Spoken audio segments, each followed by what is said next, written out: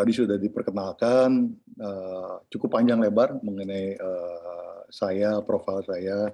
Ada satu hal yang kurang, tapi tadi mungkin saya tambahkan aja. Saya seorang suami dengan satu istri, dengan 2 anak perempuan, dengan 2 mantu laki-laki, dan juga saya seorang kakek untuk 3 orang cucu saya.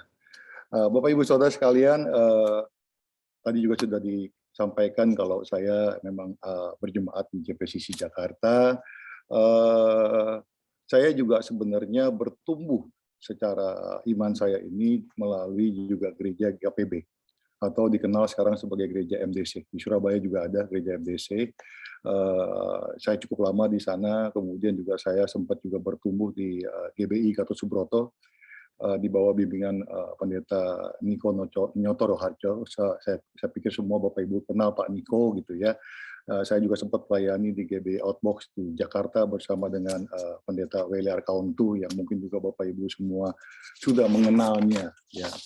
Nah sekali-sekali juga Bapak Ibu sekalian, saya juga menjadi pembicara seperti malam ini, ya sharing sedikit pengalaman saja. Kemudian juga tadi sudah disampaikan juga saya ada beberapa proyek sementara ini merintis program dengan CBN Indonesia. Dan juga tadi Tuhan mendadak tahun lalu itu bisa memberikan talenta saya untuk menulis lagu. Saya bukan pengarang lagu, saya bukan penyanyi sebenarnya Bapak Ibu Saudara. Tapi tahun lalu mendadak saya diberikan lagu, 1 lagu, 2 lagu, 3 lagu, sehingga akhirnya lagu itu berdasarkan saran dari teman-teman direkam dan jadikan album. Makanya saya menerbitkan album.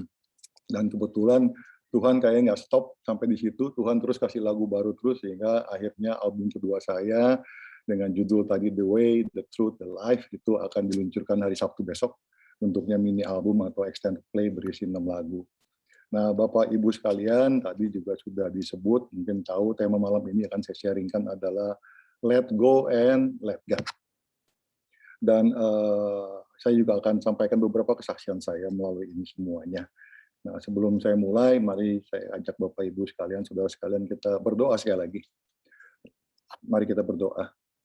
Tuhan Bapa kami yang di surga, terima kasih kami datang mengucap syukur Tuhan malam ini. Kalau kami dipersatukan malam ini dalam persekutuan keset ini, kami percaya bukan satu kebetulan. Kami siap Tuhan untuk menerima kebenaran firman-Mu, Tuhan juga urapi hamba-Mu, Tuhan, hingga apapun yang terucap dari mulut hamba-Mu datang daripada hati-Mu kepada kami semua. Tuhan berkati kami semua dan Tuhan lawat kami malam ini. Kami rindu Tuhan ada bersama dengan kami. Kami rindu Tuhan menyapa kami, melawat kami. Terima kasih Tuhan Yesus. Kami serahkan persekutuan malam ini hanya ke dalam tangan-Mu. Di dalam nama Tuhan Yesus kami sudah berdoa dan mengucap syukur. Amin. Amin. Izinkan saya sharing slide. Harap maklum, sabar sebentar Bapak Ibu Saudara. Saya ini baru pertama kali bisa sharing slide malam ini, ya. Jadi kalau ada sedikit macet-macet mungkin harap dimaklumi, ya. Hari-hari ini kita semua masih melalui kondisi yang sulit, ya. Saya pikir kita semua sudah melewati ini semuanya. Kondisi yang kita hadapi penuh dengan tantangan, penuh dengan perjuangan, penuh dengan cobaan. Pandemi COVID masih terus berlanjut, sudah berjalan kurang lebih 17 bulan, mungkin memasuki 18 bulan. Dan pandemi yang ada kelihatannya juga masih belum berakhir, Bapak Ibu sekalian. Ya, malah kita kalau mendengar berita hari-hari ini atau beberapa waktu ini, kita juga mendengar bahwa berkembang lagi yang namanya virus-virus yang baru.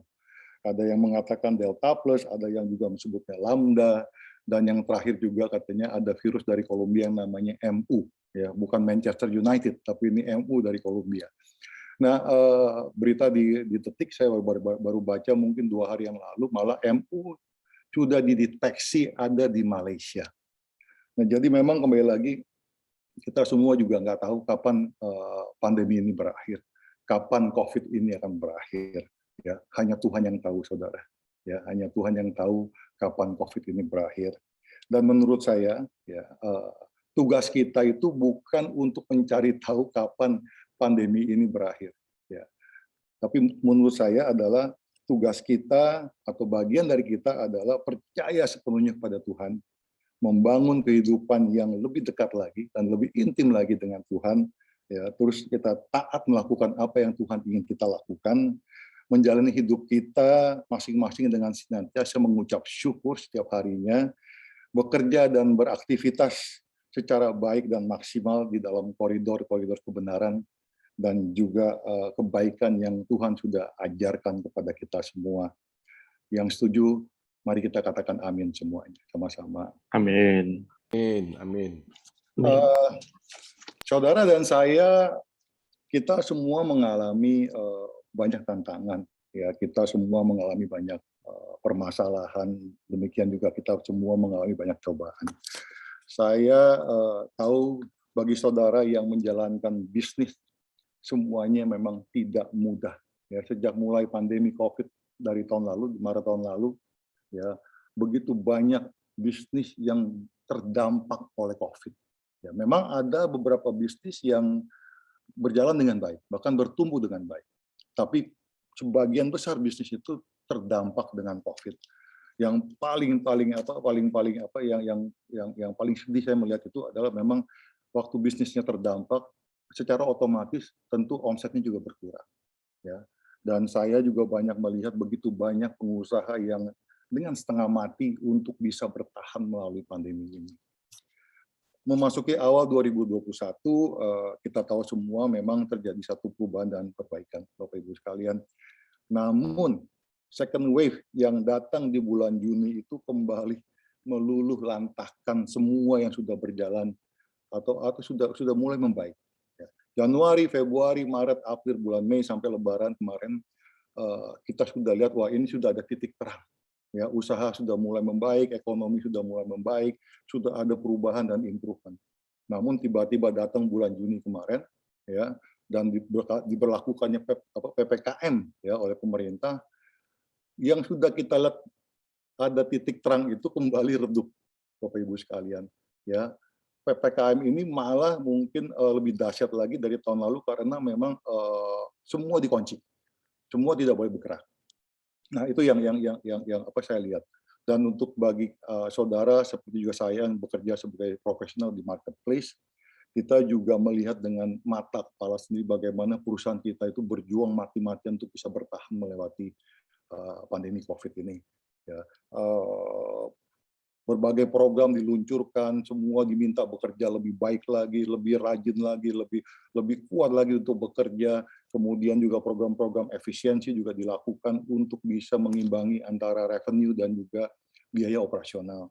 Ya. Dan apa yang kita lihat kemarin bagi mereka yang memang sudah tidak memiliki revenue yang cukup memadai, akhirnya perusahaan itu terpaksa mengurangi kegiatan mereka. Ada yang mengurangi kantor, ada yang mengurangi toko atau outlet mereka, dan bahkan juga ada yang mengurangi karyawan yang bekerja pada perusahaan tersebut. Jadi kembali lagi memang itu yang kita hadapi. Ya, memasuki bulan September 2021, kita sudah lihat semuanya ada sedikit perbaikan. Ya, infeksi COVID itu sudah jauh berkurang. Kemudian kita lihat sudah terjadi satu gerakan ekonomi yang mulai membaik, ya. Dan doa saya juga Bapak Ibu semuanya kalau yang punya usaha, yang bekerja pun kita semua bisa melewati ini semuanya dengan perbaikan-perbaikan yang ada semuanya. Namun memang ini belum mengatakan bahwa ini titik akhir daripada COVID, ya. Yang data terakhir yang saya terima, vaksinasi yang dilakukan di negara kita ini belum merata, Bapak Ibu sekalian. Ya, Jakarta memang baik, beberapa kota besar memang baik, tapi kota-kota di Sumatera, di Kalimantan, di Sulawesi itu masih sangat minim sekali yang divaksin. Sehingga teman-teman kita di Pulau Sumatera, Kalimantan maupun yang di Sulawesi itu sedikit lebih rentan daripada kita untuk menghadapi COVID. Kemudian walaupun keadaan sudah baik, saya rasa malam ini juga saya mengajak Bapak Ibu Saudara sekalian juga, yuk kita tetap waspada. Kita juga tetap harus melakukan protokol kesehatan dengan lebih baik lagi karena memang jangan pernah menganggap ringan kondisi yang kita hadapi hari-hari ini. Dan tentunya apapun yang terjadi hari-hari ini juga pergerakan manusia pun masih terbatas. Ya. Hari-hari ini kalau kita berusaha di bidang retail, terutama yang kita punya toko misalnya di mall atau punya restoran di mall, anak kecil belum boleh masuk. Orang tua umur 70 juga belum boleh masuk ke dalam. Akibatnya apa? Tetap ada pengaruh bisnis terhadap usaha yang kita lakukan. Jadi saya bisa terus menjelaskan kondisi ini panjang lebar semuanya gitu ya. Mungkin Bapak Ibu juga sudah mengerti semuanya. Tapi ada satu hal yang saya mau ngajak kita semua tuh untuk benar-benar aware ya, bahwa kondisi yang kita hadapi malam ini sekarang ini Bapak Ibu sekalian, kondisinya bisa membaik. Tapi juga bisa juga berbalik, kondisinya bisa memburuk seperti bulan Juni kemarin. Ya, hari ini kalau kita lihat negara tetangga kita itu seperti Singapura, malah rate of infection-nya itu lebih tinggi dari kota Jakarta. Ya, hari ini mereka tuh sudah di 500-an, kita di Jakarta sekitar 200 sampai 300. Jadi memang kembali lagi kita nggak tahu. Tapi ada satu hal yang saya ingin mengajak kita semua tuh untuk aware, ya, yaitu bagaimana kita melihat dan menyikapi ini semua dengan cara pandang yang benar. Atau bagaimana kita melihat semuanya ini dengan perspektif yang benar, Bapak Ibu sekalian. Saya yakin kita semua ingat satu firman ini, yaitu di Roma 8 ayat 8. Coba saya pindahkan slide saya di sini. Ya, sudah lihat ya slide saya ya. Jadi Roma 8 ayat 28 terjemahan baru mengatakan, kita tahu sekarang bahwa Allah turut bekerja dalam segala sesuatu untuk mendatangkan kebaikan bagi mereka yang mengasihi Dia, yaitu bagi mereka yang terpanggil sesuai dengan rencana Allah. Ya, saya garis bawahi, Allah turut bekerja dalam segala sesuatu untuk mendatangkan kebaikan bagi kita semua. Amin. Ya. Dan ada satu lagi terjemahan yang saya pakai, yaitu terjemahan daripada Alkitab Terjemahan Sederhana Indonesia. Dikatakan di sini, sekarang kita boleh yakin bahwa bagi kita semua yang mengasihi Dia, Allah selalu mengatur semua hal yang kita alami dan kita hadapi, supaya hal-hal itu menghasilkan kebaikan, Bapak Ibu sekalian. Karena kita adalah orang-orang yang sudah dipilihnya sesuai dengan rencananya. Nah, jadi kembali lagi Bapak Ibu sekalian, kalau kita baca Roma 8 ayat 28 ini, ya, saya pribadi sangat percaya apapun yang terjadi, apapun yang kita hadapi, saya sangat percaya Tuhan mengizinkan yang itu terjadi dan untuk mendatangkan kebaikan untuk kita semua. Ya, ada amin. Ya. Nah, jadi kembali lagi, Roma 8 ayat 8 menurut saya adalah sangat-sangat jelas mengajarkan kita bagaimana kita harus memiliki mindset yang benar, Bapak Ibu sekalian. Ya, bagaimana kita harus memiliki mindset yang benar. Juga mengajarkan kepada kita untuk memiliki perspektif dan cara pandang yang benar, Bapak Ibu sekalian. Saya sedikit flashback mengenai cerita Yusuf ya Bapak Ibu sekalian. Kalau Bapak Ibu sekalian masih ingat cerita mengenai Yusuf, ya, dia waktu masih kecil umur 17 tahun dia dihianati oleh saudara-saudaranya, kemudian dijual dan dia hidup sebagai budak di Mesir selama 17 tahun. Ya, semuanya dilalui, ya. Tapi satu hal yang kita harus belajar dari Yusuf bahwa semua ini dia lalui dengan keyakinan bahwa memang Tuhan ada bersama dengan dia, Bapak Ibu sekalian. Ya. Dia lalui 17 tahun, pada umur 30 akhirnya dia diangkat oleh Firaun sebagai orang nomor 2 di Mesir. Diberikan kuasa begitu luar biasa. Dan saya langsung lompat ke Kejadian 50 ayat 20 ya.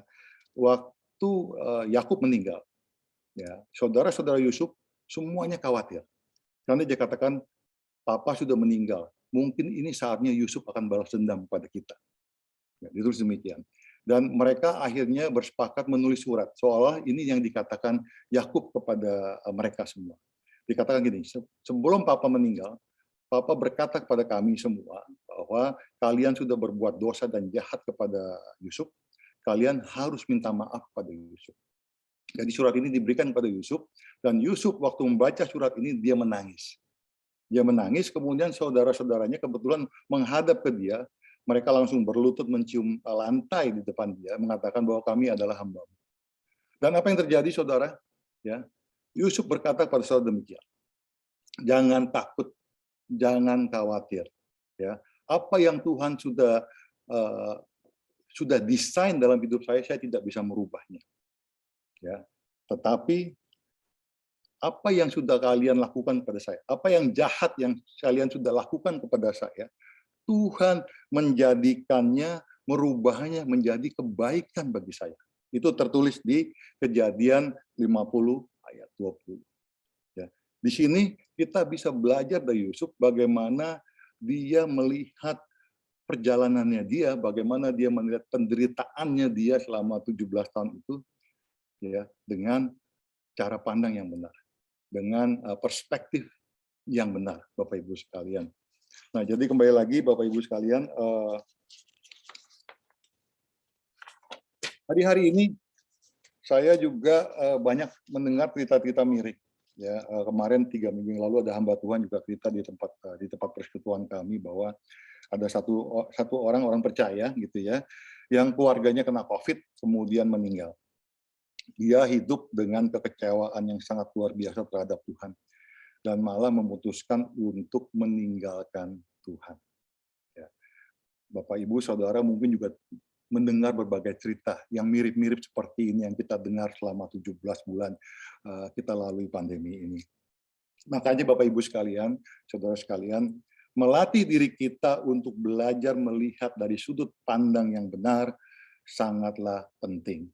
Ya, jadi kembali lagi sangatlah penting melatih diri kita untuk belajar melihat dengan sudut pandang yang benar.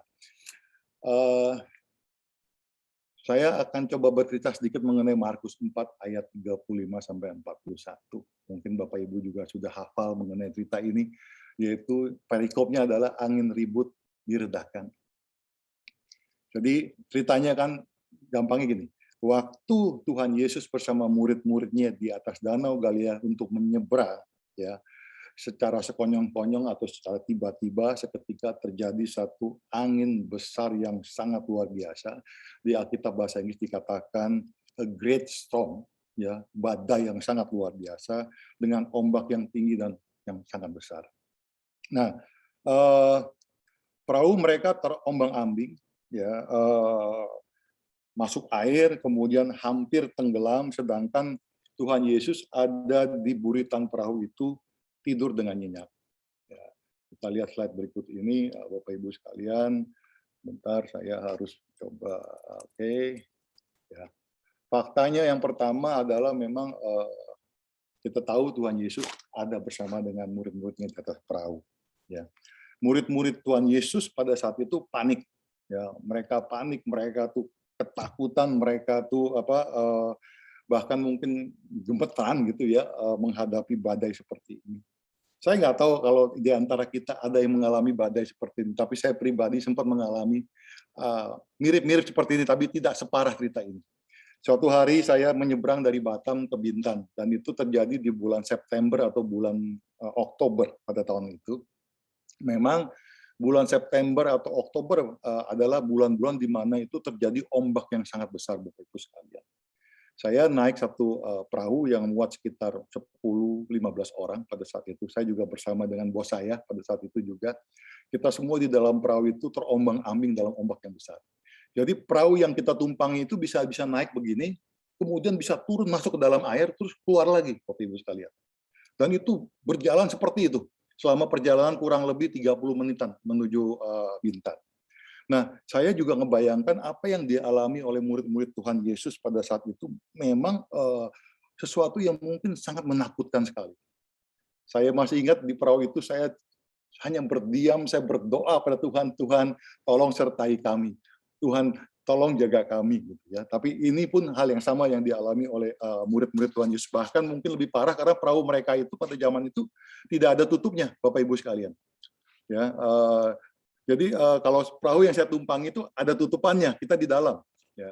Jadi kembali lagi memang kondisi murid-murid Tuhan Yesus pada saat itu panik, ketakutan, gemetaran. Kemudian mereka membangunkan Tuhan Yesus kalau kita ingat ceritanya. Dan mereka berkata demikian, Guru, Guru, bangun, bangun, gitu ya. Kemudian ada yang teriak, selamatkan kami, selamatkan kami. Kemudian juga ada yang bicara, tolong kami guru. Ya. Ada juga yang berbicara, apakah engkau tidak peduli dengan kami pada saat itu. Dan ada juga yang berkata demikian, guru, kami akan mati tenggelam. Ya, kami akan mati tenggelam. Mereka, kalau saudara-saudara ingat bahwa sebagian dari mereka itu adalah nelayan-nelayan senior. Ya. Ada Petrus, ada Andrew, ada James, ada John. Itu adalah murid-murid Yesus yang pekerjaannya adalah nelayan senior. Jadi mereka tuh terbiasa di laut, ya, mereka terbiasa melaut dan mereka terbiasa menghadapi hal seperti ini. Tapi waktu poin yang kali ini mereka tuh benar-benar begitu ketakutan, ya, sehingga mereka tuh benar-benar rasanya tuh nggak ada yang bisa bertolong. Ya, kita tahu akhir cerita tersebut Tuhan Yesus bangun, kemudian Tuhan Yesus menghardik dan berkata kepada danau itu, diam, tenanglah. Lalu dalam sekejap angin itu reda dan kemudian danau itu menjadi teduh dan tenang. Nah, pertanyaan saya kepada Bapak Ibu semua saudara, kalau Tuhan Yesus masih tetap tidur, ya, tidur nyenyak, nggak bisa dibangunin, ya, apakah mereka akan tenggelam? Pertanyaannya, ya, saya yakin kita semua menjawab nggak mungkin tenggelam karena Tuhan Yesus bersama dengan mereka, betul? Ya. Nah, kembali lagi bahwa waktu Yesus selesai menghardik angin dan membuat angin ini reda dan badai ini hilang semuanya, Yesus berkata kepada murid-muridnya, mengatakan, mengapa kamu begitu takut? Ya. Mengapa kamu tidak percaya? Itu yang dikatakan Tuhan Yesus. Apakah kalian tidak memiliki iman? Ya, itu yang disampaikan. Dalam bahasa Inggris dikatakan, do you still have no faith? Do you still have no faith? Ya, dalam satu terjemahan di bahasa Inggris. Jadi memang kembali lagi kalau kita lihat cerita seperti ini, ya, ada beberapa hal yang mungkin kita bisa petik Bapak Ibu sekalian.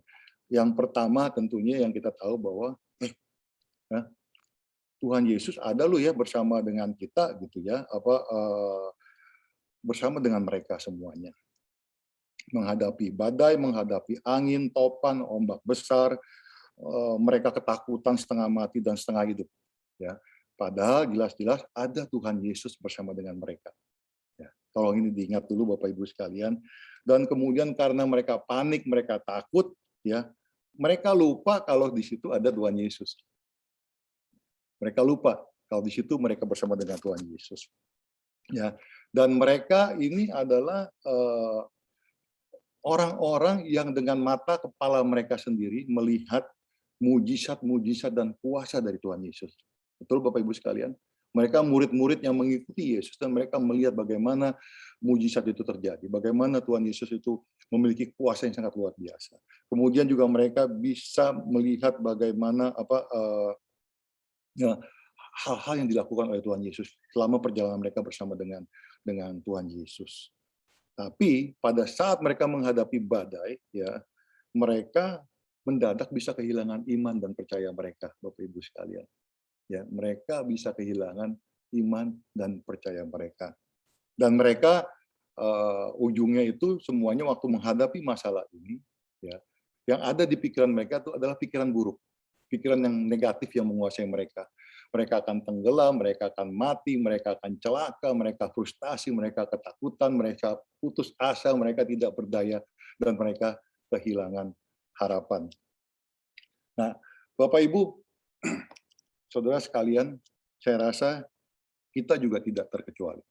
Ya, kita juga tidak terkecuali.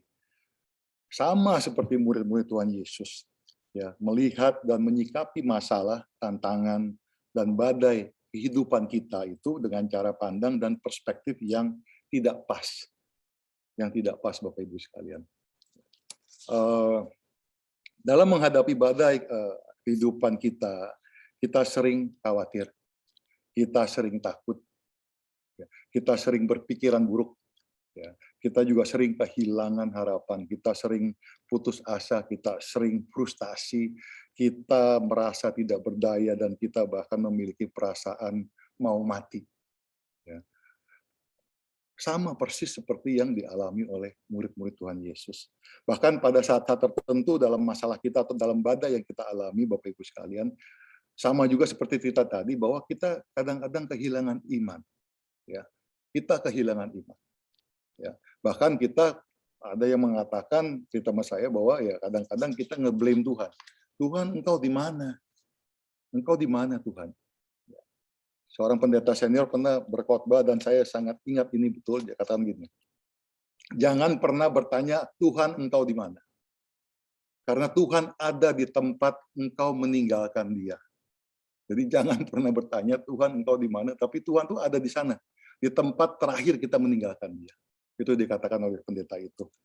Nah, saudara, murid-murid Tuhan Yesus ya, yang ada bersama dengan Tuhan Yesus mengalami trauma dan ketakutan yang sangat luar biasa.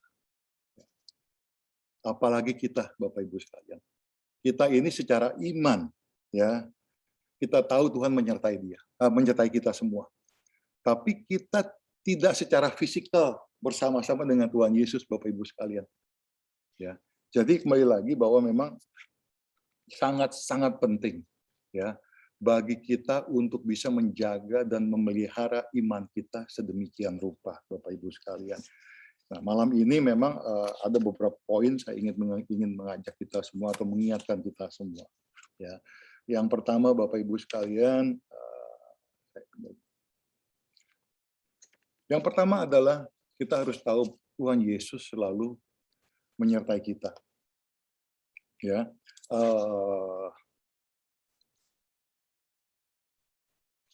firman Tuhan di Yesaya 41 ayat 10 mengatakan bahwa janganlah takut sebab aku menyertai engkau. Jangan cemas sebab aku Allahmu, engkau akan kuteguhkan dan kutolong, kutuntun dengan tanganku yang kuat. Itu yang pertama, Bapak Ibu sekalian. Kemudian,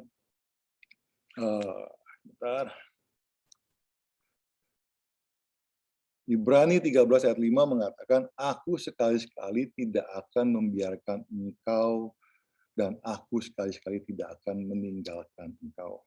Jadi poin yang pertama yang ingin saya ajak Bapak Ibu sekalian untuk mengingatkan kita semua bahwa apapun kondisi yang kita hadapi hari-hari ini, apapun pencobaan ataupun tantangan yang kita hadapi, ya, yang kita perlu ingat yang pertama ini adalah Tuhan Yesus selalu menyertai kita.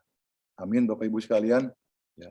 Dan yang kedua, Bapak Ibu sekalian, saya pindah dulu slide-nya. Oke, harap maklum ya Bapak Ibu sekalian, ini gaptek banget. Yang kedua, poin yang kedua adalah Tuhan Yesus berjalan bersama kita. Ya, Tuhan Yesus berjalan bersama kita. Di 1 Korintus 10 ayat 13 dikatakan demikian, pencobaan-pencobaan yang kamu alami ialah pencobaan-pencobaan biasa, yang tidak melebihi kekuatan manusia, sebab Allah setia. Sekali lagi saya garis bawahi, Allah setia, dan karena itu Ia tidak akan membiarkan kamu dicobai melampaui kekuatanmu. Dan pada waktu kamu dicobai, Ia memberikan kepadamu jalan keluar, sehingga kamu dapat menanggungnya. Dia memberikan pada kita jalan keluar, Bapak Ibu sekalian. Nah, banyak yang mengatakan demikian. Ya, dalam perjalanan hidup kita, hitunglah berkat yang kita terima, bukan masalah yang kita terima. Karena kalau kita bisa menghitung berkat, bahwa kita tahu sebenarnya Tuhan ada bersama dengan kita, bahwa Tuhan Yesus juga berjalan bersama dengan kita, Bapak Ibu sekalian. Ya. Ada satu firman tadi saya dapat juga di Mazmur 32 ayat 8. Ya. Dikatakan di situ bahwa aku akan mengajar dan mengarahkanmu di jalan yang harus kamu jalani. Aku akan menasihati kamu dengan mataku yang tertuju kepadamu. Itu ada di Alkitab AYT atau Alkitab yang terbuka. Kemudian ada di Yesaya 30 ayat 21 juga dikatakan demikian. Telingamu akan mendengar perkataan ini di belakangmu. Inilah jalannya, berjalanlah di atasnya. Ya. Jadi kembali lagi kalau kita baca firman-firman ini, ya, tidak lain tidak bukan bahwa memang Tuhan Yesus selalu ada bersama dengan kita dan berjalan bersama dengan kita, Bapak Ibu sekalian. Yang berikutnya, poin yang berikut adalah saya selalu mengingatkan diri saya juga, percayalah kepada Tuhan. Ya, percayalah kepada Tuhan, Bapak Ibu sekalian. Amsal 3 ayat 5 sampai 6 ini adalah ayat favorit saya, gitu ya. Dikatakan demikian, percayalah kepada Tuhan dengan sepenuh hatimu, dan janganlah mengandalkan pengertianmu sendiri. Ingatlah pada Tuhan dalam segala sesuatu yang kau lakukan, maka Ia akan menunjukkan kepadamu cara hidup yang baik. Jadi saya kutip dari Alkitab bahasa Indonesia sehari-hari. Jadi kembali lagi memang kita harus percaya sama Tuhan. Tapi poinnya seperti ini, Bapak Ibu sekalian.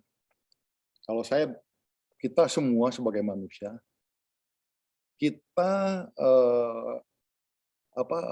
untuk orang-orang yang kita tidak kenal baik, tentunya kita tidak akan mempercayakan segala sesuatunya. Betul? Ya.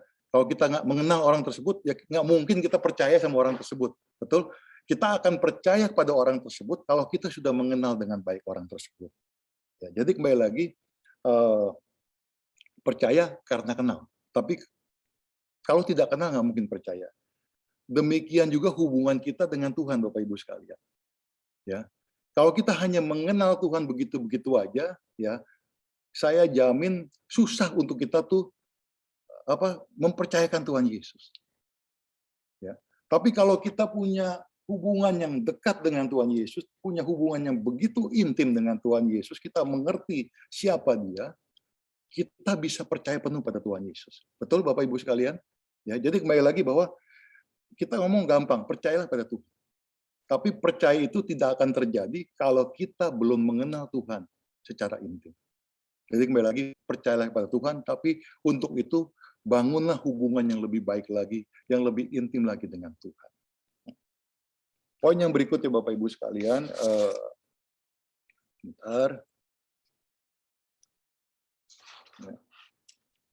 tadi waktu Pak Lukman kesaksian, dia sebut-sebut mengenai damai.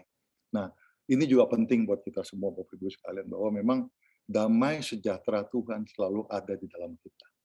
Ya.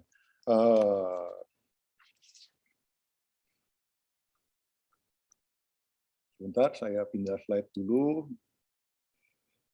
Oke, ya. Yohanes 14 ayat 27 dengan Filipi 4 ayat 6 dan 7. Saya bacakan pada Bapak Ibu sekalian. Damai sejahtera ku tinggalkan kepadamu. Ini Tuhan Yesus katakan sendiri. Ya. Damai sejahtera ku tinggalkan bagimu dan damai sejahtera ku berikan kepadamu.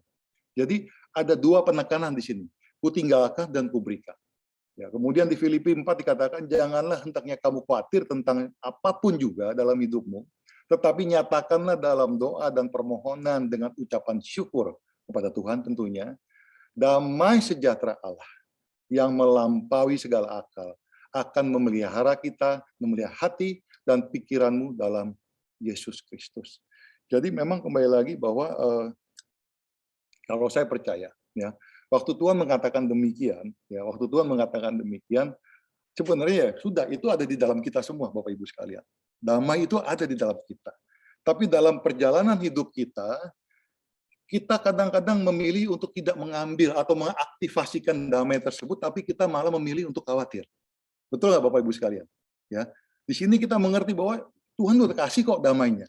Ya, Tuhan katakan 2 kali loh, penekanannya 2 kali. Damai sejahtera ku tinggalkan kepadamu, damai sejahtera ku berikan kepadamu. 2 kali penekanan.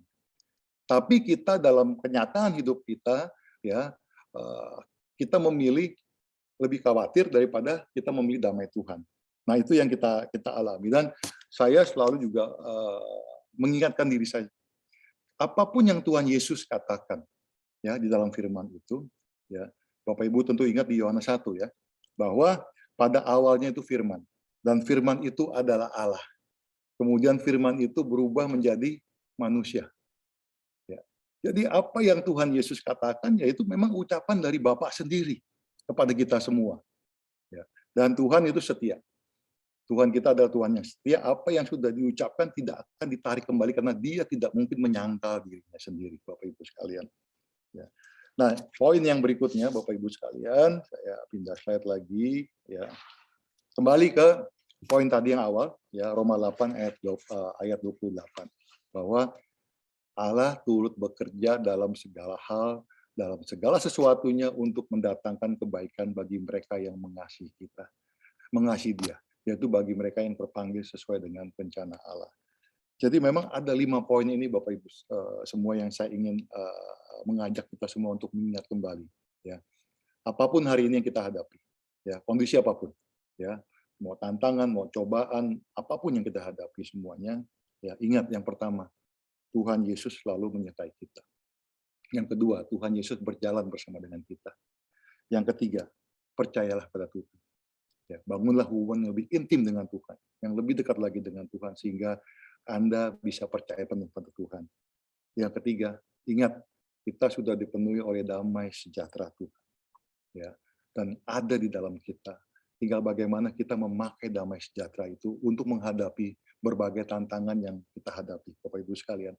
Dan apapun yang terjadi, ya, semuanya kita harus percaya bahwa itu terjadi untuk kebaikan bagi kita semua, Bapak Ibu sekalian. Nah, jadi kembali lagi, sorry, saya pindah slide lagi. Oke, bentar. Bentar, Bapak Ibu. Ya,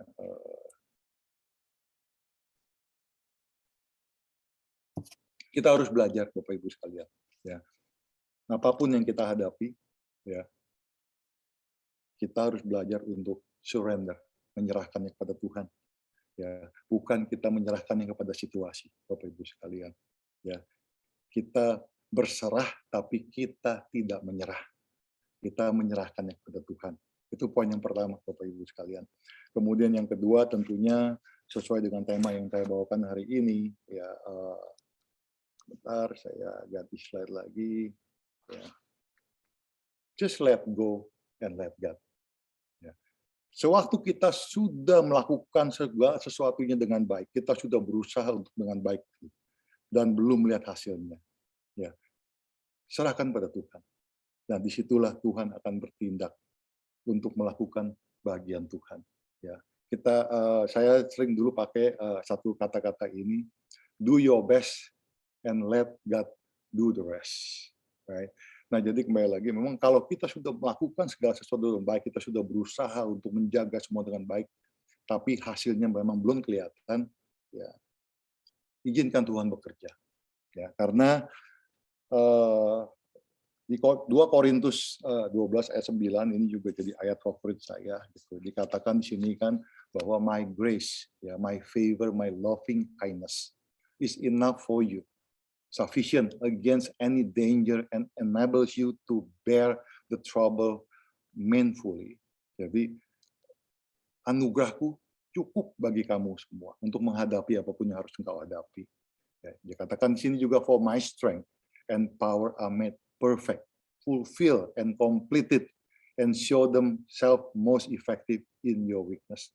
Di dalam kelemahan kita, disitulah kuasa Tuhan bekerja dengan sempurna, Bapak Ibu sekalian. Jadi ada waktunya memang kita harus bisa just let go, ya, and let God. Kita harus percaya kepada Tuhan secara full, ya, completely trusting God. Kemudian juga dalam berbagai hal saya juga mengajarkan diri saya itu untuk tidak memakai logika saya. Saya mengajarkan diri saya juga untuk tidak memakai cara berpikir manusia. Ya. Tapi kita memakai cara berpikir Tuhan, cara pandang Tuhan untuk mengatasi melihat masalah yang kita hadapi. Ya. Ada beberapa hal yang lucu. Saudara masih ingat cerita Yosua, ya. Yosua diperintahkan Tuhan untuk bisa memimpin bangsa Israel menyerang tembok Yeriko. Pada hari terakhir, di hari ke-7, ya, Tuhan menyuruh Yosua untuk membawa rombongannya, ya, untuk berkeliling 7 kali, silent. Kemudian setelah berkeliling 7 kali, singkat cerita, Tuhan bilang setelah itu engkau teriak sekencang-kencangnya gitu ya. Nah, kalau dengan logika manusia, dengan common sense manusia, hal ini kan nggak masuk akal. Orang mau perang kok disuruh keliling tembok, mau perang, tapi ujungnya hanya disuruh teriak-teriak gitu kan. Kalau pada saat itu Yosua dan semua bangsa Israel mengatakan, Tuhan, this is not possible, kita nggak percaya apa yang Tuhan ngomong, nggak akan terjadi peruntuhan tembok Yeriko. Ya, jadi kadang-kadang tuh kalau Tuhan menyuruh kita sesuatu, kadang-kadang memang nggak masuk di akal, Bapak Ibu sekalian. Betul? Ya. Kemudian juga itu juga yang saya alami sendiri, Bapak Ibu sekalian, ya, bahwa waktu Tuhan kasih lagu pada saya tuh nggak percaya. Saya tuh sempat kaget-kaget loh, kok dapat lagu ya gitu ya. Dan lagunya itu waktu saya pertama kali dapat tuh lagunya hanya sepotong, Bapak Ibu sekalian. Saya nggak pernah mengarang lagu seumur hidup saya. Kalau saya nyanyi, saya terkenal sebagai penyanyi kamar mandi, Bapak Ibu sekalian, gitu ya. Itu jago kandang lah di kamar mandi. Jadi saya nggak pernah nyanyi gimana-gimana. Jadi memang saya waktu dapat lagu setengah itu, saya malah berdoa dengan setengah bercanda dengan Tuhan. Saya bilang, Tuhan, kalau Tuhan mau kasih lagu, jangan tanggung-tanggung, jangan kasih setengah seperti ini, Tuhan. Ya, kenapa nggak Tuhan kasih semuanya? Dan percaya nggak percaya, Bapak Ibu sekalian, malam itu dalam waktu 45 menit, lagu pertama yang saya bisa tulis seumur hidup saya itu tertulis dalam waktu yang begitu singkat. 45 menit tercipta satu lagu dengan lirik. Nah, kalau bukan kuasa Tuhan, saya nggak mungkin bisa melakukan itu. Dan kemudian waktu teman-teman saya mendengar saya bisa tulis lagu dan mereka bilang begini, bro, kalau lu mau, ya Tuhan pasti kasih lagi. Jadi waktu itu saya berdoa, Tuhan kalau memang Tuhan mau terus kasih lagu, ya saya terima aja deh, gitu kan, ya. Dan percaya nggak percaya, setelah itu lagu kedua, lagu ketiga, lagu keempat, lagu kelima, dan album pertama yang saya keluarkan itu selesai digarap dalam waktu 3 bulan, Bapak Ibu sekalian. Ya, waktu yang begitu cepat dan banyak mengatakan penyanyi rohani yang profesional pun tidak bisa menggarap album itu dalam 3 bulan. Tapi saya bisa melakukannya, tapi bukan saya, tapi karena anugerah daripada Tuhan. Ya, kadang-kadang memang aneh. Tapi kalau waktu itu saya nggak percaya saya bisa tulis lagu, Tuhan ini saya nggak mungkin lah. Ya, saya bukan penyanyi, saya bukan penulis lagu. Forget it Tuhan. Nggak terjadi hari ini apa yang saya bisa lakukan. Tapi karena saya percaya dengan Tuhan dan saya obey Tuhan, saya taat pada Tuhan, dan Tuhan mengizinkan saya untuk dapat menulis dari lagu demi lagu, demi lagu, dan demi lagu. Nah, Bapak Ibu sekalian, itu mungkin sedikit sharing firman. Saya masih ada waktu mungkin kurang lebih 20 menit ya, Pak Hadi ya. Iya, Pak. Siap. Saya gunakan waktu 20 menit ini untuk sedikit bersaksi, Bapak Ibu sekalian. Mungkin satu kesaksian aja yang mungkin bisa menguatkan kita semua.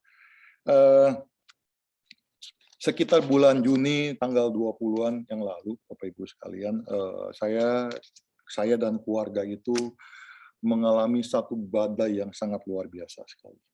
Saya sebutkan sebagai badai COVID, Bapak Ibu sekalian. Jadi saya stop sharing dulu. Jadi bermula ceritanya begini, Bapak Ibu sekalian. Bermula dari cucu saya yang dikirim oleh anak saya untuk ke sekolah. Umurnya hanya 4,5 tahun. Kemudian pada saat itu sekolah sudah mulai buka tatap muka, kemudian anaknya dikirimlah untuk bersekolah. Ya, ini masih playgroup, Bapak Ibu sekalian. Jadi sekolah tersebut sudah melakukan protokol begitu ketat sehingga satu kelas itu hanya ada 6 murid yang belajar bersama dan 2 orang guru. Nah, hari pertama hadir semuanya fine, tapi waktu hari berikutnya untuk sekolah, ya cucu saya hadir di sekolah.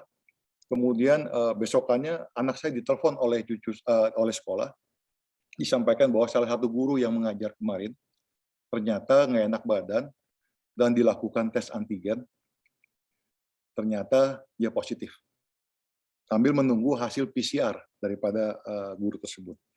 Anak saya panik pada saat itu, Bapak Ibu sekalian. Ya, kemudian dia menelpon saya mengatakan, "Papi, ini ada berita seperti ini." Kemudian saya katakan sama anak saya pada saat itu, "Don't worry, percaya pada Tuhan." Karena pada saat itu jujur saya tidak mengalami rasa gimana-gimana, Bapak Ibu sekalian. Saya tuh tenang, saya tuh penuh dengan damai Tuhan gitu ya. Saya cuma bilang, percaya sama Tuhan ini. Ini nggak terjadi apa-apa. Namun cucu saya besokannya itu sudah mulai demam, Bapak Ibu sekalian. Kemudian kita menunggu lagi 1 hari tetap demam, sehingga anak saya memutuskan untuk mengirim anak yang kecil, baru umur 1,5 tahun, dititipkan kepada saya. Dititipkan di rumah supaya tidak tertular kalau sampai kakaknya itu positif. Karena sudah demam 2 hari, hari ketiga anak saya membawa cucu saya tuh untuk PCR, umur 4,5 tahun di PCR. Hasil PCR keluar sorenya, cucu saya positif. Cucu saya positif, Bapak Ibu sekalian. Ya, karena cucu positif, langsung susternya pun di PCR. Hasilnya susternya positif, Bapak Ibu sekalian. Nah, kemudian malam itu dia telepon saya, bilang, "Papi, besok boleh nggak bawa si kecil untuk PCR?" Jadi cucu saya yang 1,5 tahun itu pagi-paginya saya harus bawa PCR. Anak kecil itu kan susah, jadi saya harus pegangin begini nih supaya bisa dimasukkan itunya ya, kapasnya itu ke dalam hidung anak kecil ini. Jadi pagi itu saya dan istri juga anak-anak yang kecil, cucu saya yang kecil bersama dengan suster kita bawa untuk PCR. Hasilnya keluar sore, cucu saya yang kecil positif. Susternya juga positif, Bapak Ibu sekalian. Tapi saya dan istri saya pada saat itu hasilnya negatif. Ya. Namun malam waktu kita pulang ke rumah, saya bicara sama istri, kita juga sudah pisah kamar karena istri saya sempat tidur sama cucu yang kecil. Jadi sudah terpapar dengan orang yang COVID juga positif. Jadi saya sama istri saya, walaupun saya sempat tidur bareng, malam sebelumnya kita pisah kamar. Kita pisah semuanya, sehingga kita coba mengamankan semuanya. Saya berpikir sama istri saya bilang, mendingan besok kita panggil PCR lagi, karena di rumah kita ini ada saya, ada istri saya, ada para mbak yang bekerja, pembantu rumah tangga, dan juga ada security dan lain-lainnya. Jadi di rumah kita itu ada total kurang lebih ada 11 orang yang kita harus lakukan PCR, Bapak Ibu sekalian. Jadi waktu hari itu pagi-pagi datang orang ke rumah untuk melakukan PCR, hasilnya jam 10 malam keluar, dan sangat-sangat mengagetkan sekali. Dari 11 orang yang kita lakukan PCR pagi itu, ya, istri saya positif, 4 mbak saya juga positif. Jadi tambah lagi 5 orang. Ya, anak saya juga melakukan PCR sendiri pada hari itu. Anak saya juga positif, Bapak Ibu sekalian. Ya. Jadi kembali dalam satu rumah, ya, dalam waktu kurang lebih 3-4 hari itu, dalam satu rumah tangga, ya, yang kejadian itu ada kurang lebih 12 orang yang positif. Itu badai sekali, Bapak Ibu sekalian. Ya. Hari setelah itu, saya punya security di rumah, menelpon nggak bisa kerja karena flu dan lakukan tes, dia dan keluarganya pun juga positif, security saya. Dan 1 minggu setelah itu, kemudian mbak yang waktu hari ini dites negatif, 5 hari kemudian dia juga positif. Jadi total semua yang harus saya alami, yang terjadi dalam keluarga saya, badai COVID ini terjadi itu dalam waktu 2 mingguan itu, ada 13 orang yang kena COVID, Bapak Ibu sekalian. Ya. Tapi saya nggak cerita mengenai COVID-nya ini. Ya, yang ingin saya cerita bahwa selama 2-3 minggu itu saya tuh benar-benar melalui semuanya ini, tapi tidak pernah terjebak dengan kepanikan atau ketakutan yang luar biasa. Saya nggak tahu gimana rasanya tuh selalu ada damai Tuhan.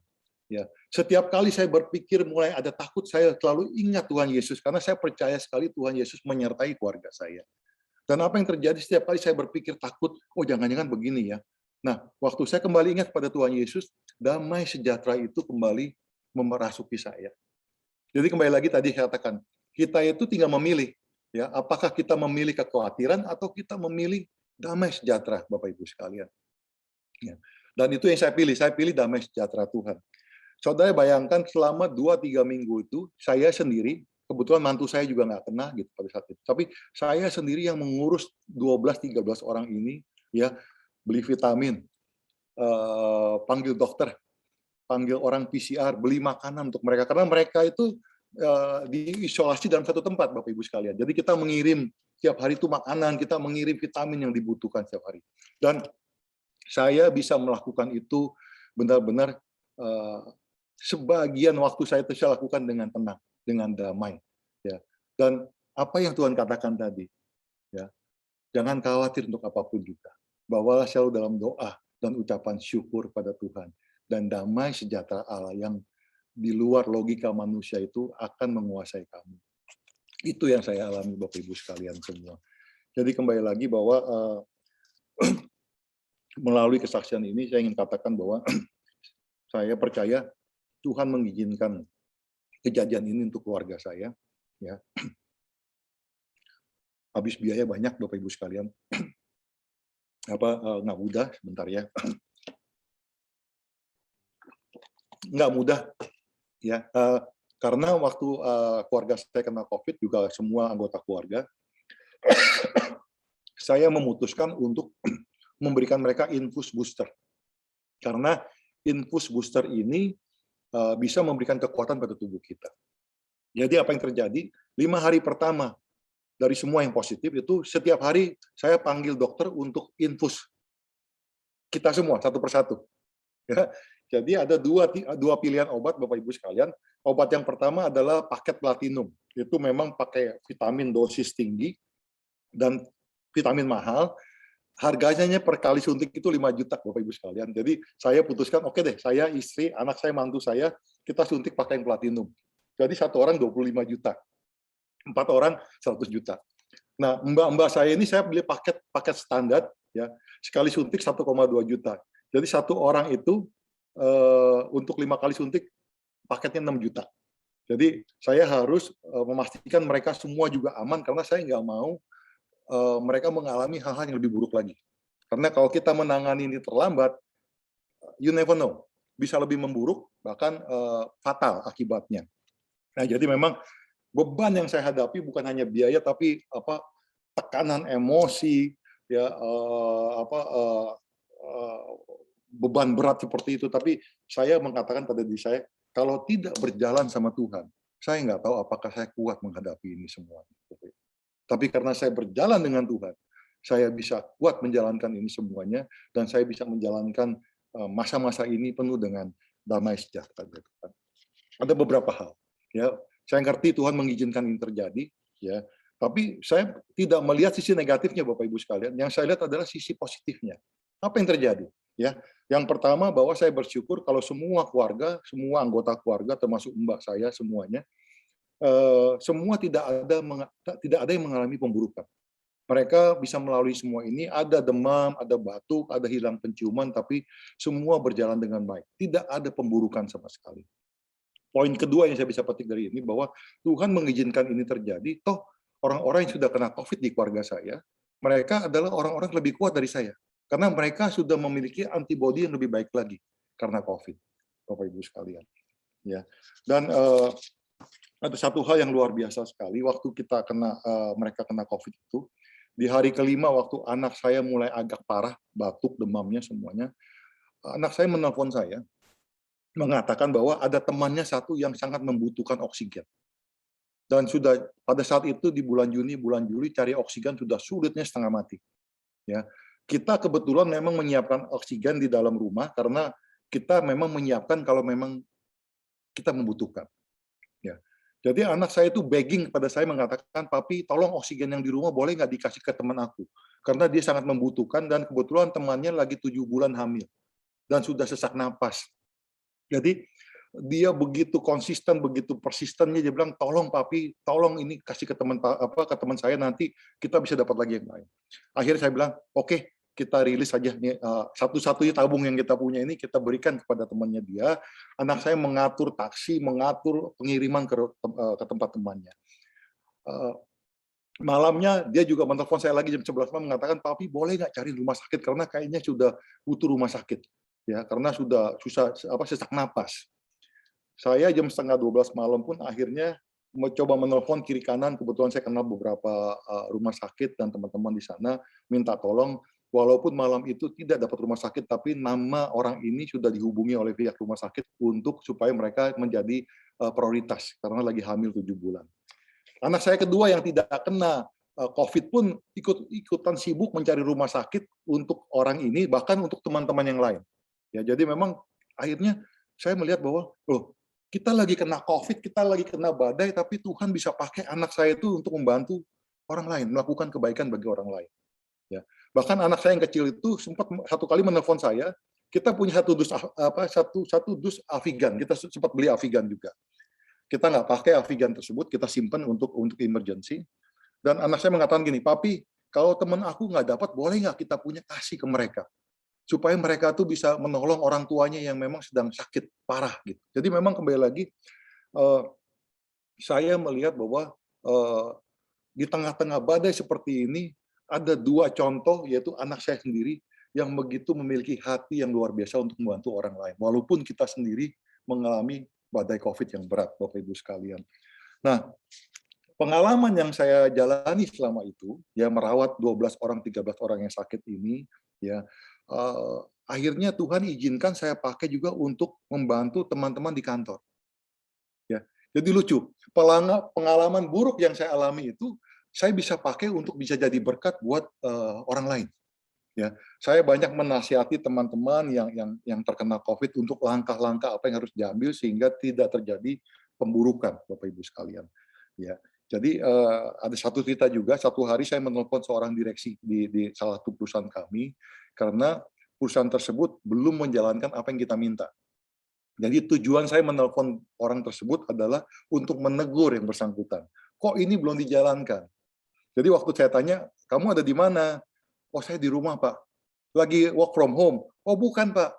Saya kena COVID sama mama saya. Jadi niatan untuk nelfon, untuk menegur seseorang, akhirnya saya berubah, malah saya cerita mengenai pengalaman saya, ya menangani COVID di dalam keluarga ini. Saya katakan, kamu harus lakukan ini dan ini dan ini semuanya sehingga kamu tidak memburuk. Ya. Jadi apa yang saya alami, keburukan atau nasib yang tidak baik yang kita alami di keluarga ini, kita pakai untuk bisa membantu orang lain. Ya, bahkan ujung daripada pertemuan tersebut, pembicaraan tersebut, saya bilang, ya udah deh, dia bilang kalau kamu nggak keberatan, boleh nggak saya doa buat kamu? Orang ini sampai lari ke kamarnya, mami, Pak Yungki mau doain kita berdua.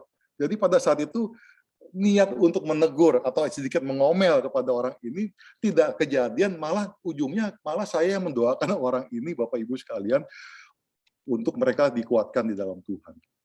Jadi kadang-kadang kejadian buruk yang kita alami kita nggak pernah tahu, tapi Tuhan selalu izinkan itu untuk kebaikan, baik bagi kita dan juga baik kepada orang lain yang di sekitar kita, Bapak Ibu sekalian. Jadi sebagai penutup saya mau katakan di sini bahwa kalau kita menghadapi tantangan, kita menghadapi cobaan, ya, percaya pada Tuhan. Ya, percaya pada Tuhan. Tuhan menyertai, Tuhan berjalan bersama kita, ya. Tuhan melimpahkan damai sejahteranya kepada kita, dan percaya bahwa apapun yang kita alami, ujungnya itu pasti baik. Ya, mungkin nggak besok, mungkin nggak minggu depan, mungkin nggak bulan depan, tapi waktu kita nanti flashback beberapa waktu yang sebelumnya lagi setelah berlalu, kita baru lihat sebenarnya kejadian itu sebenarnya membawa kebaikan bagi kita pada saat itu, pada hari ini. Amin. Jadi kembali lagi yang ingin saya katakan pada Bapak Ibu semuanya bahwa jangan menyerah, ya, jalani aja semuanya dan percaya Tuhan akan memberikan jalan keluar, ya, sooner or later. Tapi tentunya di waktu Tuhan, ya, bukan waktu kita. Kalau waktu kita mau kalau ada masalah hari ini juga beres, ya, besok selesai. Tapi waktu Tuhan lain. Karena pencobaan yang kita alami itu adalah waktu yang dipakai Tuhan juga untuk membentuk kita sebagai manusia yang lebih baik lagi. Amin, Bapak Ibu sekalian. Saya pikir demikian Pak Hadi, sharing saya malam ini. Semoga apa yang saya sharingkan, apa yang saya saksikan itu bisa memberikan pada kita semua kekuatan. Thank you, mantap sekali Amin. Pak. Terima kasih banyak Pak Yongki atas sharing firman yang luar biasa ya. Mari host Bapak Ayu. Ya, terima kasih Pak Yungki atas firman-Nya pada malam hari ini sangat menguatkan kita. Memang benar Pak, sangat penting untuk menjaga memelihara iman kita. Bahwa kita harus yakin berjalan bersama Tuhan dan Tuhan selalu bersama kita. Bahwa kita harus membangun relationship bersama Tuhan Yesus. Dan satu lagi, damai sejahtera itu harus ada di dalam hidup kita, dalam hati kita. Karena tanpa itu kita nggak bisa ngapa-ngapain. Terima kasih Pak Yungki atas firman dan kesaksiannya.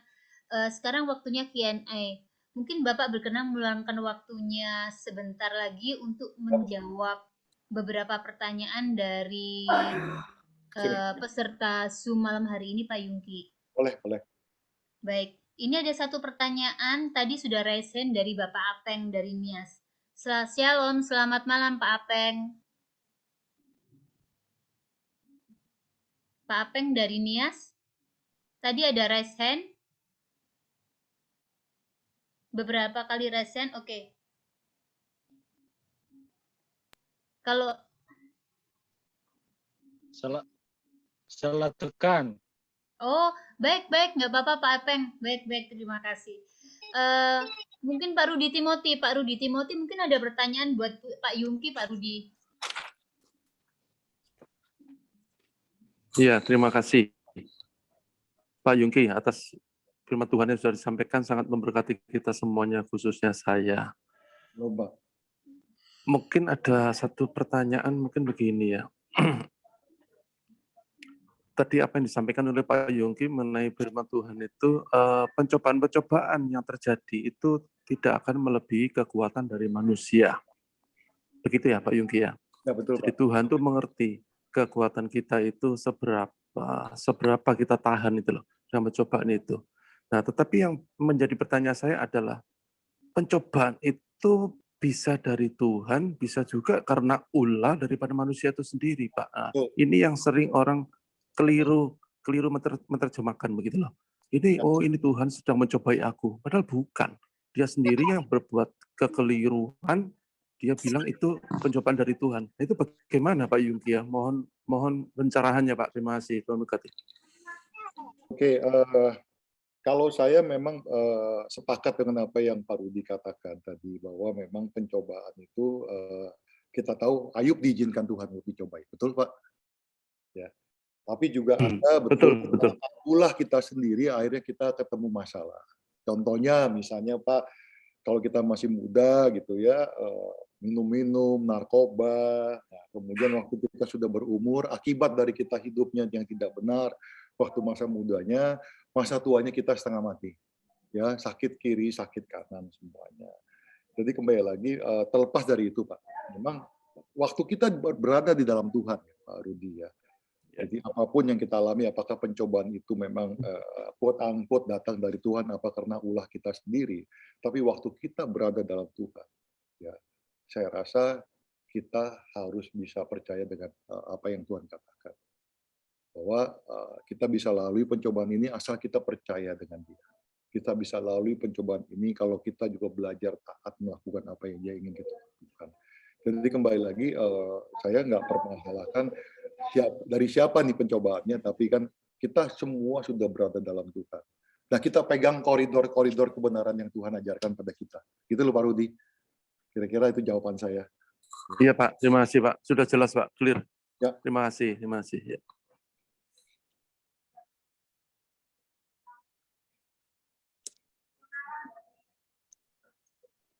Ibu Bayuning. Maaf. Terima kasih. Terima kasih Pak Yungki. Ya. Satu lagi mungkin dengan Pak Rudi, Wayuning, bentar. Iya, mari. Pak. Pak Rudi tadi kan mengatakan saya adalah anggota dari Full Gospel. Ini saya klarifikasi Pak Hadi juga kemarin. Jadi memang Pak, tahun-tahun itu saya memang sering dipanggil untuk sharing di Full Gospel. Dan saya memang sempat istilahnya didaulat sama teman-teman di Full Gospel Tomang, terutama itu untuk jadi anggota di sana. Tapi memang saya dengan segala kerendahan hati saya waktu itu saya bilang jangan deh, karena saya tahu kalau saya join pun saya mungkin pada saat itu tidak bisa aktif.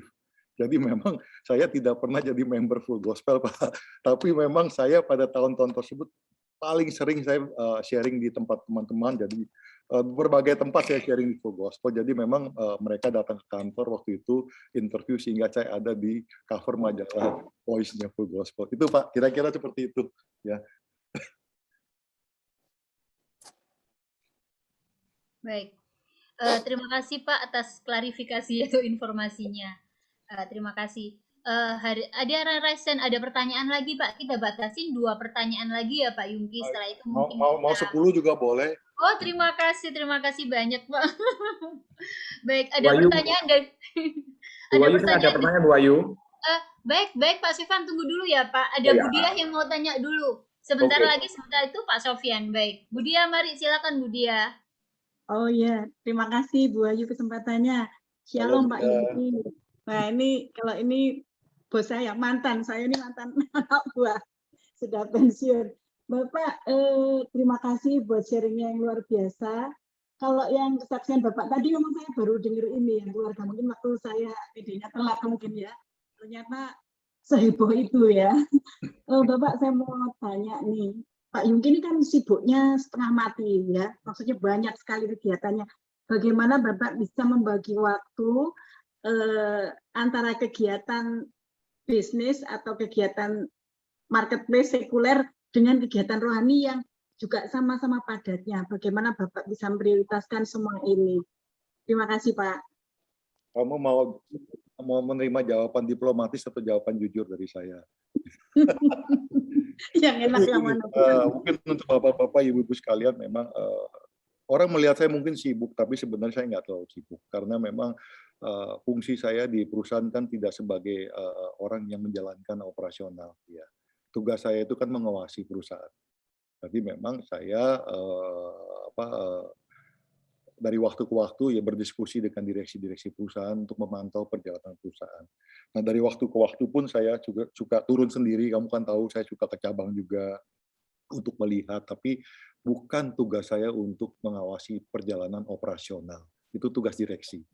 Jadi memang saya punya waktu. Saya punya waktu. Apalagi memasuki pandemi dia. Jadi memasuki pandemi, waktu kita itu banyak waktu di work from home itu, pilihan saya cuma ada dua. Satu, ada saya bersantai-santai, nonton TV, ya, meeting pakai Zoom sebentar, terus tidur-tiduran gitu. Atau saya pakai waktu saya tuh untuk membangun hubungan yang lebih dekat lagi dengan Tuhan. Nah, pada saat itu, waktu memasuki pandemi, saya berkata pada diri saya mau bangun hubungan saya lebih dekat lagi dengan Tuhan. Jadi, kita harus disiplin. Memang saya boleh dibilang awal-awal pandemi itu saya spend 2-3 jam itu untuk lakukan saat teduh setiap hari. Saya merenungkan firman Tuhan. Saya kadang-kadang bilang Tuhan kalau saya harus tulis artikel atau renungan apa yang harus saya tulis. Tapi kan Dia tahu bahwa sejak mulai pandemi sampai hari ini saya setia untuk mengirimkan renungan setiap pagi kepada kalian semua. Betul? Betul, Pak. Nah, itu pilihan saya, itu pilihan. Jadi memang saya memilih untuk membangun hubungan saya lebih dekat dengan Tuhan. Dan apa yang saya dapat dari Tuhan, contohnya tadi mengenai mendadak diberikan talenta untuk bisa nulis lagu, itu pun juga saya percaya itu adalah karena hubungan yang dekat dengan Tuhan. Saya pernah berdoa pada Tuhan, saya bilang gini, Tuhan, umur saya sudah tidak muda lagi. Saya nggak tahu saya berapa lama bisa hidup di dunia ini. Tapi yang saya mau, Tuhan, kalau diizinkan, saya mau pakai talenta saya, apapun yang ada di saya ini, untuk memuliakan nama Tuhan, untuk menjadi berkat bagi orang-orang yang lebih muda. Jadi memang itu yang terjadi hari-hari ini dia. Gitu. Dan tadi waktu saya lalui badai COVID di dalam keluarga saya itu, saya bisa tenang, bisa benar-benar nggak panik, nggak heboh gitu ya. Dan saya percaya itu karena saya membangun hubungan yang dekat dengan Tuhan sejak awal COVID ini. Sebelum COVID, ya saya berdoa, saya saat teduh, tapi waktu yang saya spend tidak sebanyak yang saya spend pada hari-hari ini. Ya. Jadi memang pilihan kita untuk berapa banyak waktu yang kita mau spend untuk membangun hubungan dengan Tuhan. Jadi saya tidak hanya membaca Alkitab, saya Google, saya dengerin khotbah kiri kanan dari pendeta-pendeta yang mulai terkenal sampai nggak terkenal pun saya dengarkan khotbah-khotbah mereka. Toh I have time. Saya punya waktu kok. Ya di kantor pun kalau lagi nggak ngapa-ngapain, tinggal pasang earphone, dengar khotbah juga bisa. Jadi kembali lagi memang semuanya itu pilihan. Semua itu pilihan. Jadi memang kalau kamu tanya, kok Bapak bisa seperti itu membalance, ya pilihan. Ya, untuk melayanan pun pilihan. Saya bisa memilih untuk tidak melayani dia, tapi saya memilih, ya Tuhan pokoknya ini udah waktunya saya pakai hidup saya untuk Engkau. Jadi kamu mungkin heran, kok si Bapak ini setiap hari Jumat nungguin persekutuan doa. Ya, malah jadi host, malah jadi yang jadi opening prayer. Ya karena komitmen saya kepada Tuhan, bukan komitmen saya kepada teman-teman, tapi saya punya komitmen dengan Tuhan bahwa kalau Tuhan kasih ladang ini buat saya akan lakukan sekuat tenaga saya untuk menjalankan ini semuanya. Jadi memang persekutuan doa kita di kantor, kalau dia juga tahu bahwa kita mulai hanya dengan 30-40 orang, tapi hari ini Tuhan kirim jiwa-jiwanya sangat luar biasa. Hari-hari ini kita melayani 120 sampai 140 orang setiap hari Jumat. Dan saya sangat bersyukur sekali bahwa hidup saya bisa dipakai Tuhan untuk jadi berkat bagi teman-teman yang mengikuti persekutuan doa di kantor. Itu dia jawaban saya. Amin. Terima kasih Bapak, sangat menginspirasi kita semua. Terima kasih buat berkatnya. Terima kasih Bu Ayu, silahkan Bu. Ya, terima kasih Bu Dia atas pertanyaannya. Terima kasih Pak Yungki. Benar-benar bahwa jawaban Bapak itu menginspirasi Pak, sangat menginspirasi kami sebagai karyawan. Kalau Bapak sebagai profesional, top profesional Pak Yungki. Pak, ini ada satu pertanyaan Pak dari Pak Sofyan. Mari silakan Pak Sofyan. Selamat malam Pak Yungki, Shalom Pak. Terima kasih atas firman yang dibawakan, sungguh menginspirasi saya Pak, memberkati saya sekeluarga nih Pak Yungki. Saya ada sedikit pertanyaan begini Pak, kan tadi kan ada tertulis di ayat Mas tuh Roma 8 ayat 28 tuh, kalau saya tidak salah tuh, Allah turut bekerja dalam segala sesuatu untuk mendatangkan kebaikan kepada kita. Kemudian ada juga yang tertulis di Ibrani 13 ayat 5 tuh, aku sekali-sekali tidak akan meninggalkan engkau. Kemudian juga ada yang tertulis di 1 Korintus 10 ayat 13 tuh. Pencobaan-pencobaan yang kamu alami adalah pencobaan-pencobaan yang biasa, yang tidak melebihi kekuatan manusia. Nah ini yang mau saya tanyakan begini, Pak Yonggi. Itu tadi seperti yang Bapak saksikan itu kan yang mengenai badai COVID yang Bapak alami di bulan Juni ini, Bapak dipakai oleh Tuhan begitu luar biasa untuk bagaimana Bapak bisa memenangkan seisi rumah tangga Bapak itu, dan juga bisa Bapak malahan bisa di tengah-tengah kondisi seperti itu malah bisa membawa kebaikan bagi orang lain tuh Pak yang menderita COVID itu. Kemudian juga saya mau bertanya yang mengenai di Pak, apa yang tadi saya teringat yang waktu di awal Bapak sharing ke kami di persekutuan doa Bapak itu ada anggota yang sampai memutuskan untuk menyangkali iman karena mungkin dia kehilangan anggota keluarga yang dia cintai. Itu cerita dari seorang pendeta Pak, di Betul. Ya. Nah, itu yang mau saya tanyakan begini, Pak. Ini kalau di tengah pandemi ini COVID ini, Pak ya. Mungkin kalau manusia itu kalau berbicara mengenai harta, Pak ya, kita berbicara mengenai uang. Mungkin kalau dia mengalami guncangan keuangan apa ya, memang itu tidak mudah, Pak ya. Memang karena kan majority orang itu kan terpukul, Pak ya. Ya walaupun ada beberapa perusahaan yang masih survive bahkan lebih berkembang. Jadi istilahnya itu mereka itu kan tidak sendirian itu Pak ya. Tetapi kalau kita berbicara mengenai anggota keluarga yang mereka kasihi gitu Pak. Dalam tanda petik misalkan itu orang tua atau istri atau suami atau anak gitu Pak ya. Itu belum tentu orang tuh bisa kuat loh Pak. Memang Allah tuh turut bekerja dalam segala sesuatu tuh untuk mendatangkan kebaikan kepada kita. Cuman yang mau saya tanyakan begini Pak, ini kira-kira tuh kiat-kiat apa Pak yang harus kita tempuh nih Pak? Jangan sampai di tengah kondisi seperti ini nanti kita tuh sebagai umat Kristen ini malah berbalik, kita nih menyangkali iman kita gitu Pak. Mohon masukan dari Bapak. Terima kasih Pak. Baik Pak. Jadi memang apa yang ingin saya berikan atau saya menjawab pertanyaan tadi bahwa memang kita semua tidak pernah ada yang tahu rencana Tuhan, betul Pak? Betul Pak. Ya, jadi kita tidak pernah tahu rencana Tuhan seperti apa, gitu. Tapi kita tahu janji Tuhan. Tuhan menjanjikan masa depan yang penuh harapan kepada setiap kita.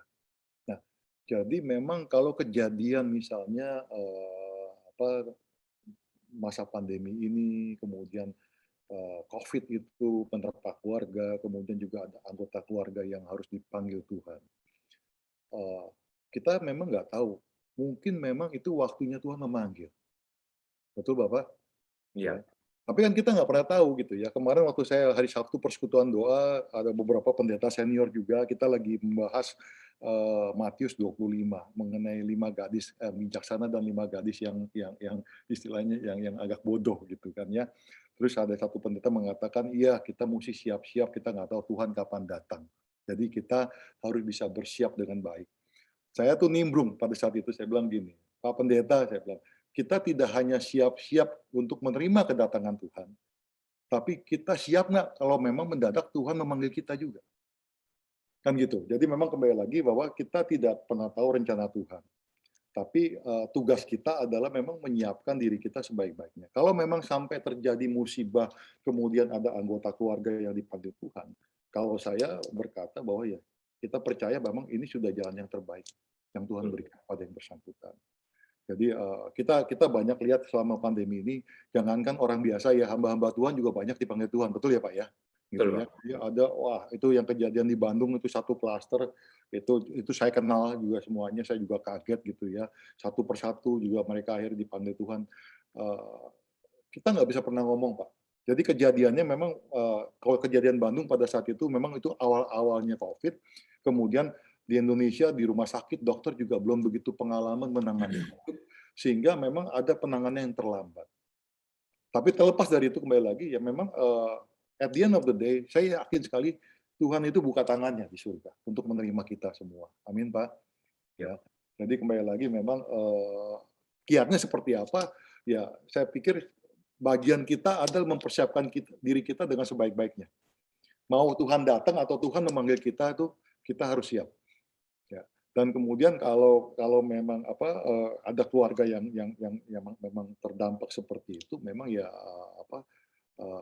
saya akan selalu berkata, ya itu memang waktunya Tuhan mungkin ya, jadi gitu. Jadi memang relakan, ikhlaskan aja, ya. Saya percaya Tuhan di sana sudah menyambut orang tersebut gitu dengan tangan terbuka. Nah, kalau bicara mengenai ekonomi ya Pak, ya memang susah di ngomong. Ya, ada yang berdampak sangat keras sekali dampaknya, ada yang juga dampaknya ringan. Gitu. Jadi kembali lagi memang Tuhan mengajarkan kita juga untuk menjalankan kehidupan kita itu dengan berbagai planning yang baik. Gitu ya Pak ya. Nah, kita balik lagi kalau cerita Yusuf kemarin itu kan dipakai Tuhan itu untuk mengajak bangsa Mesir itu untuk melakukan istilah menabung, melakukan provisioning selama 7 tahun masa berkelimpahan untuk menyiapkan diri menghadapi 7 tahun masa kering. Betul. Jadi memang dari situ saya belajar bahwa apapun yang kita jalankan hidup ini, memang kita juga punya bagian kita untuk mempersiapkan masa depan kita. Memang ada di tangan Tuhan. Yang saya katakan tadi, do our best and let God do the rest, right? Jadi kembali lagi, yang bisa kita lakukan terbaik ya kita persiapkan, Pak. Ya termasuk juga misalnya ya istilahnya waktu kita masih punya istilahnya zaman-zaman waktu masih tidak pandemi atau tidak krisis ekonomi, ya kita harus bisa menyiapkan diri kita untuk menabung untuk masa depan kita dan masa depan keluarga. Jadi kalau sampai COVID itu datang, kita punya persiapan.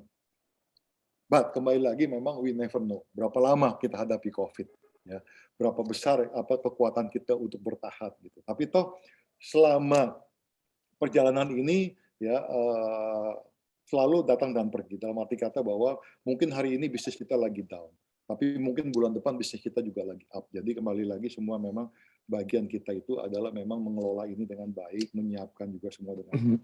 Ya, kalau sampai badai itu datang menghantam kita, secara rohani kita kuat, tapi secara non rohani juga kita istilahnya punya kekuatan juga untuk bisa melewati ini semuanya. Jadi memang ya terbatas kita manusia ya punya batasan seperti itu Pak, gitu ya. Tapi nanti saya percaya Tuhan pasti menuntun kita. Ya, apalagi kalau memang kita semuanya itu memang hidup kita berserah dengan Roh Kudus, itu yang saya juga belajar bahwa setiap pagi saya juga berdoa, saya bilang Roh Kudus tolong pimpin saya apapun yang saya lakukan. Jadi hingga kalau kita tahu bahwa kita ada pimpinan dari Roh Kudus, langkah-langkah yang kita ambil pun mudah-mudahan ada langkah-langkah yang baik, langkah-langkah yang benar dan tidak langkah yang salah. Itu Pak, mungkin jawaban saya Pak. Ya, terima kasih Pak Yungki. Ya, sama Pak. Ya, terima kasih Pak Sofyan. Terima kasih Pak Yungki, mungkin ini sudah waktunya sangat malam. Terima kasih atas firman-Nya malam hari ini.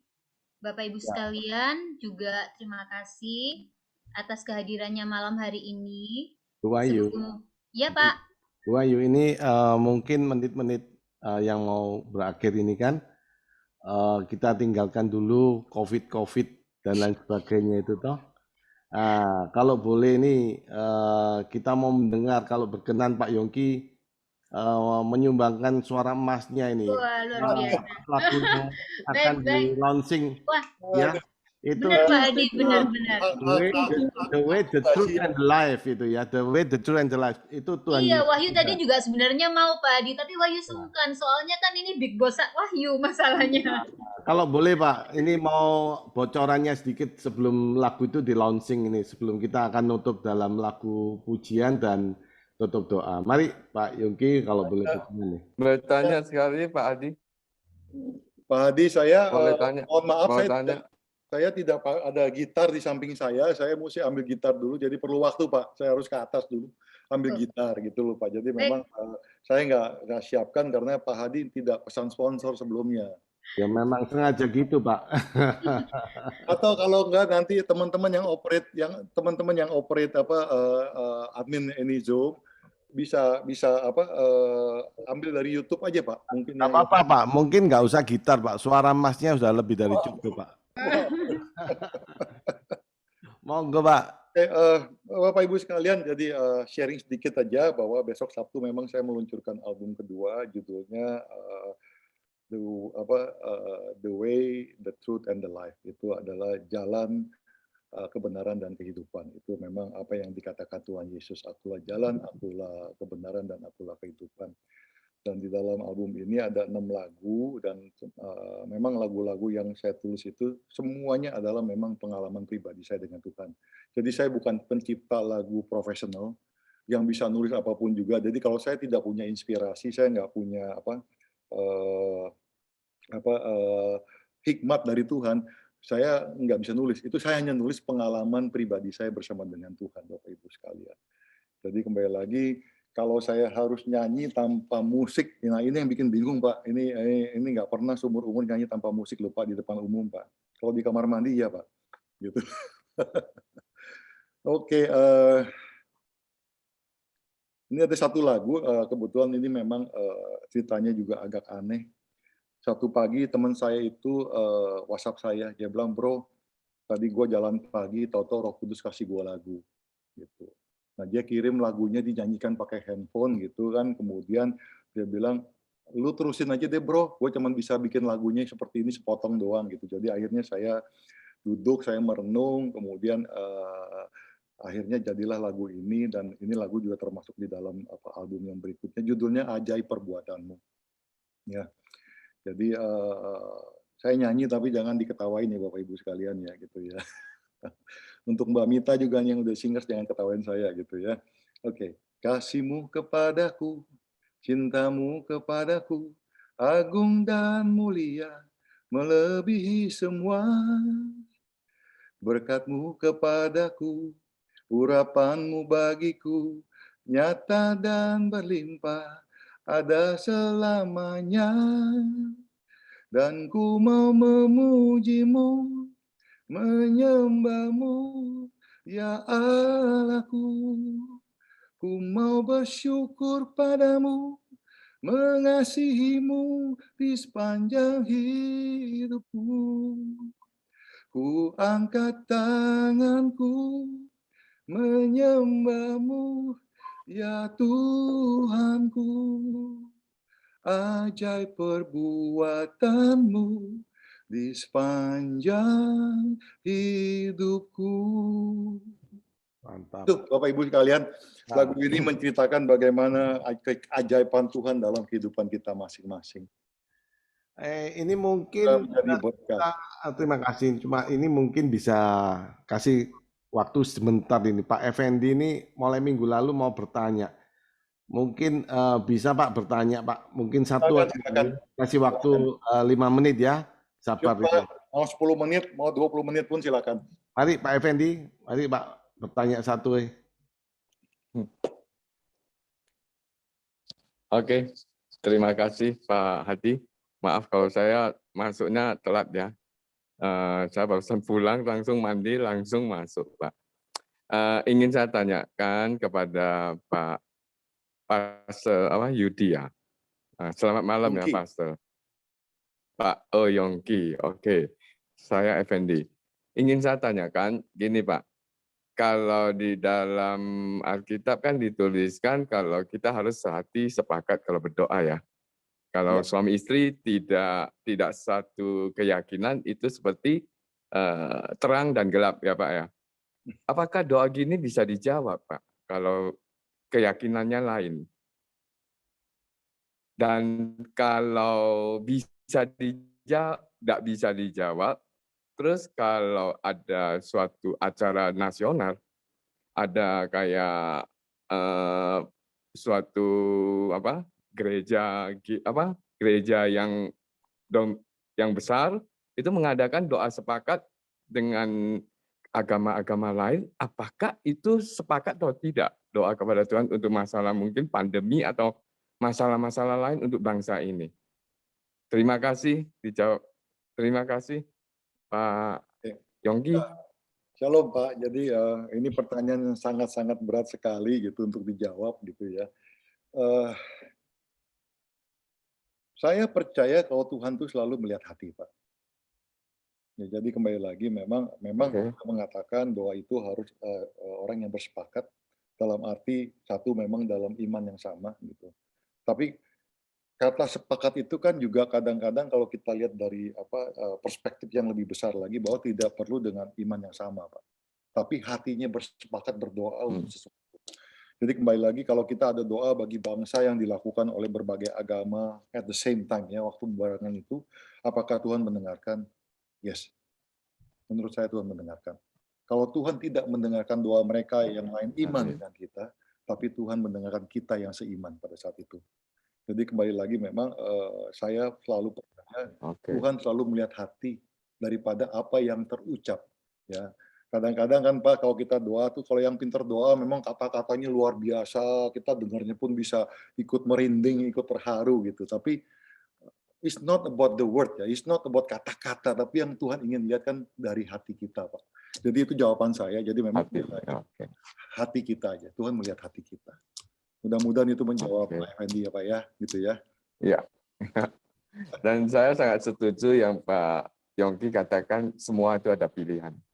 Ya. Semua itu ada pilihan. Termasuk salah satunya saya memilih untuk taat pada Tuhan. Ya Pak, Tuhan berkati Pak. Semua anugerah dari Tuhan. Terima kasih Pak Yongki. Ya Tuhan berkati. Sama-sama Pak. Sama-sama. Terima kasih Pak Effendi atas pertanyaannya malam hari ini. Sudah cukup puas ya Pak Effendi ya? Baik Pak Yongki, ini ada satu pesan yang ada di chat room dari Bu Melia. Bu Melia bilang bahwa lagunya Bapak itu sangat menyentuh hati dan nanti mungkin Bu Melia minta didoakan Pak, gitu. Ibunya pengen deket sama Tuhan, mau lebih deket lagi sama Tuhan. Baik. Nanti ya Pak pada waktu doa penutup, setelah itu doa berkat. Mari kita tutup acara untuk firman Tuhan malam hari ini. Saya ucapkan terima kasih buat Pak Yongki atas kesediaan dan waktunya untuk menghadiri persekutuan doa PD Keset dan kehadiran Bapak Ibu sekalian. Kita tunggu kembali di minggu depan dengan link dan jam yang sama. Sebelum kita tutup acara malam hari ini, kita nyanyi satu lagu pujian. Setelah itu ditutup dengan doa penutup bersama Bapak Yongki dan doa berkat ya Pak.